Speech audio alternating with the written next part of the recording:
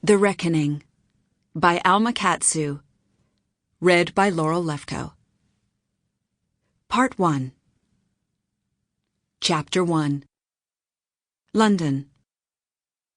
We were nearly at the Victoria and Albert Museum when we saw the crowd spilling out of the entrance and across Cromwell Street, forcing our taxi to stop in the middle of the road. The driver turned to shrug at me and Luke, as though to say we could go no farther, as hundreds of people streamed toward the arched entry in a blur of color and movement like a school of fish. All there to see my exhibit. I stepped from the cab, unable to wait a second more, and my eye was drawn immediately to the tall banner hanging overhead. Lost Treasures of the 19th Century, it read, the dark print striking against the shimmering orange background. Beneath the words was an image of a lady's fan, extended to show the white satin stretched over whalebone ribs, its leash made of silk cord with a tassel curved upward like a tiger's tail. More treasured than the painted lilies and golden roses on the front of the fan were these words scrawled by hand on its lining. Man's love is of man's life a thing apart. 'Tis woman's whole existence. Byron. The museum had singled out this rather small and intimate object as the crown jewel of the collection and featured it on the banner and in advertisements, bypassing works by master craftsmen and artists and rare ethnic antiques from the Silk Road. I could well imagine the excitement of the museum worker who found the words and signature of George Gordon Noel, Lord Byron, on the back of this obscure little fan. The fan was precious to me, and I'd never meant to part with it. But when we were packing up boxes to send anonymously to the V&A, shipped through my lawyer to make them untraceable back to me, I'd set it aside to return to its place on the mantel, and Luke boxed it up, thinking it a straggler from the dusty stacks of hoarded mementos to be cleared out. I wanted to get it back, but it was too late. We couldn't think of a way to ask the museum to return it without opening the door to questions. That fan was one of the few gifts that Jonathan, my love of a lifetime, had ever given to me. After fleeing Boston, we wound up in Pisa.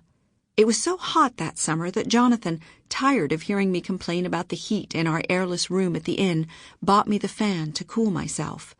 It was very fancy, meant for formal occasions, and not really suitable for my humble circumstances. But he had no idea about ladies' fashions and no experience courting, as he'd always been the one who was pursued, and so I treasured his gift all the more for being proof that he really did love me, for he had tried to please me. As for the inscription on the back, Byron had written these words as secret solace to me, for the many times I had to hide behind my fan and say nothing, as Italian ladies threw themselves at Jonathan right before my eyes. But that was in 1822, a long time ago. He was gone now, and had been for 3 months. I was still looking up at the banner when Luke finished paying and stepped from the cab. "Ready to go, Lanny?" he asked, sliding a hand confidently to the small of my back to steer me through the crowd. His eyes were glazed with excitement. "It's an amazing turnout. Who would have thought so many people would be interested in the stuff from your living room?" he joked, for he knew full well what marvels I'd kept to myself for so long. We maneuvered our way through the crowd toward the first gallery, the hall reverberating with the buzz of many conversations. I wasn't entirely surprised that the exhibit, nicknamed the Mystery Exhibit by the press, was popular. There had been excitement in the city since the anonymous gift was announced in the papers. The Victoria and Albert wasn't the only museum to receive mysterious donations. Museums in France, Italy, Russia, Turkey, Egypt, Morocco, and China also received shipments of mystery treasure. But the British institution had received the most, over 300 pieces in all. The story, splashed on news programs around the world, had generated so much curiosity that the directors at the V&A decided to quickly assemble a small show to meet public demand. "Never before on public display," read the banner to our left as the queue shuffled forward. That was true.